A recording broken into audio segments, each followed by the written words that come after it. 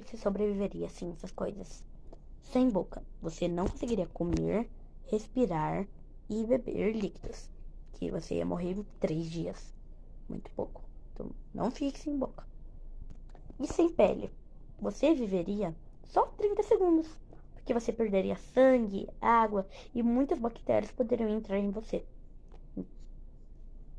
E se você não tivesse ossos, você viveria no máximo 5 minutos. Porque você não conseguiria sustentar seus pulmões, você pararia de respirar e morreria. E sem nariz, você sobreviveria a vida inteira normalmente. Você só não conseguiria sentir alguns cheiros e alguns sabores. Já sem cérebro, você morreria instantaneamente.